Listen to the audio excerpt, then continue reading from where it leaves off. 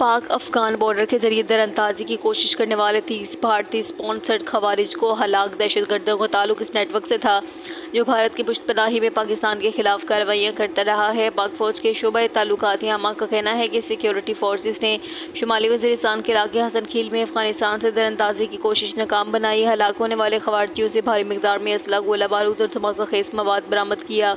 1 اور 2 جولائی کی درمیانی رات بھارتی اسپانسرڈ خوارج کی نقل و حرکت کا پتہ چلا، جس کے بعد فورسز نے کارروائی کی۔ شمالی وزیرستان کے علاقے حسن خیل میں پاکستان اور افغانستان کی سرحدوں کے قریب 1 اور 2 جولائی کے درمیانی شب، پھر 2 اور 3 جولائی کی رات بھارتی حمایت یافتہ دہشت گرد گروہ فتنۃ الخوارج کی بڑی نقل و حرکت کو سیکیورٹی فورسز نے ناکام بنایا۔ ترجمان پاک فوج کے مطابق سیکیورٹی فورسز نے غیر معمولی پیشہ ورانہ مہارت کے ساتھ کسی ممکنہ تباہی سے بچا لیا۔